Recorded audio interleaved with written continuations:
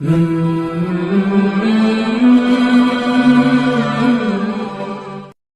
اللہ الرحمن الرحیم۔ کسی چیز میں بھی ان کا اتباع ہم نہیں کریں گے، اگر ہم نے کر دی تو مالک من اللہ من ولی ولا نصیر، پھر اللہ کی جانب سے کوئی مدد نہیں ہوگا اور نہ کوئی حمایت ہوگا۔ آج جو مسلمان در بدر ہو رہا ہے، آج جو مسلمان ذلیل ہو رہا ہے، اس کا بنیادی مقصد یہ آیت ہے۔ اللہ نے کل طور پر ہمیں بتلا دیا تھا، یہود و نصارہ سے بچ کے رہو، یہ آپ سے راضی نہیں ہوں گے۔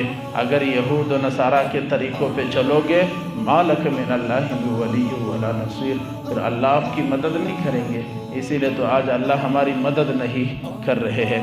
یہ آیت نمبر 120 ہے، اس میں ہمیں کیا پیغام مل رہا ہے، کیا سبق مل رہا ہے؟ پہلا تو یہ ہے کہ کوئی بھی نظام کافر کے نظام کی طرح ہرگز نہ بنا لے، اگر بنا لیا تو بہت بڑا گناہ ہوگا۔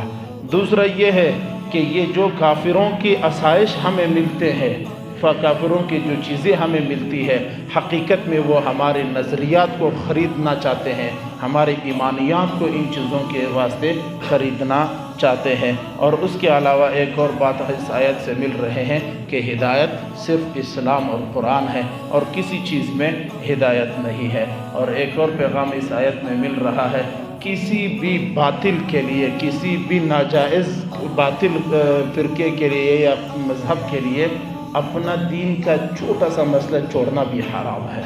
ایک چھوٹا سا مسئلہ کسی کافر کو راضی کرنے کے لیے چھوڑنا بھی حرام ہے۔ یہ عنوان لمبا ہے، بہرحال انفرادی ہو یا اجتماعی ہو، ہر صورت میں ہم نے ان کے رضا کے لیے کام نہیں کرنا ہے، ہم نے اللہ کی رضا کے لیے کام کرنا ہے۔ اور ایک چیز اور بھی ذہن میں رکھیں، کچھ ہمارے لوگ بھی ایسے ہوتے ہیں جو دین سے دور ہوتے ہیں، تو ہم اپنے سسٹم کو یوں بنا لیتے کہ وہ ہم سے راضی، اگر وہ دین سے دور ہے تو ہم ان کو ہرگز راضی نہ کریں۔ مثال، باپ ہے، وہ دین سے دور ہے، وہ نہیں چاہتا میرے بھائی کے، میرے بیٹے کے چہرے پہ داڑھی ہو، تو ایسی بات باپ کی بات نہ مانو۔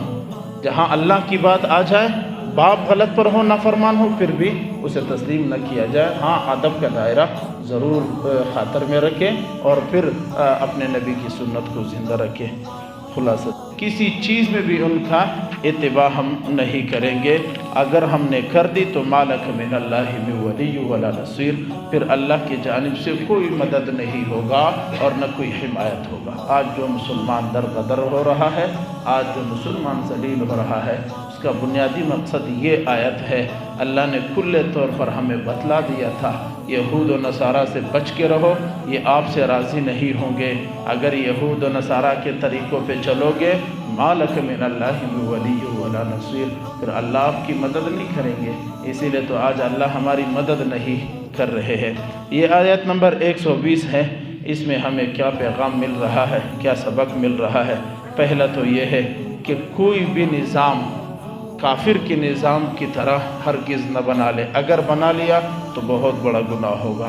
دوسرا یہ ہے کہ یہ جو کافروں کی آسائش ہمیں ملتے ہیں، کافروں کی جو چیزیں ہمیں ملتی ہے، حقیقت میں وہ ہمارے نظریات کو خریدنا چاہتے ہیں، ہمارے ایمانیات کو ان چیزوں کے واسطے خریدنا چاہتے ہیں۔ اور اس کے علاوہ ایک اور بات اس آیت سے مل رہے ہیں کہ ہدایت صرف اسلام اور قرآن ہے، اور کسی چیز میں ہدایت نہیں ہے۔ اور ایک اور پیغام اس آیت میں مل رہا ہے، کسی بھی باطل کے لیے، کسی بھی ناجائز باطل فرقے کے لیے یا مذہب کے لیے اپنا دین کا چھوٹا سا مسئلہ چھوڑنا بھی حرام ہے۔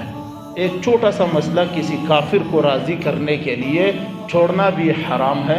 یہ عنوان لمبا ہے، بہرحال انفرادی ہو یا اجتماعی ہو، ہر صورت میں ہم نے ان کے رضا کے لیے کام نہیں کرنا ہے، ہم نے اللہ کی رضا کے لیے کام کرنا ہے۔ اور ایک چیز اور بھی ذہن میں رکھیں، کچھ ہمارے لوگ بھی ایسے ہوتے ہیں جو دین سے دور ہوتے ہیں، تو ہم اپنے سسٹم کو یوں بنا لیتے کہ وہ ہم سے راضی، اگر وہ دین سے دور ہے تو ہم ان کو ہرگز راضی نہ کریں۔ مثال، باپ ہے، وہ دین سے دور ہے، وہ نہیں چاہتا میرے بھائی کے، میرے بیٹے کے چہرے پہ داڑھی ہو، تو ایسی بات باپ کی بات نہ مانو۔ جہاں اللہ کی بات آ جائے، باپ غلط پر ہو، نافرمان ہو، پھر بھی اسے تسلیم نہ کیا جائے۔ ہاں، ادب کا دائرہ ضرور خاطر میں رکھیں اور پھر اپنے نبی کی سنت کو زندہ رکھیں۔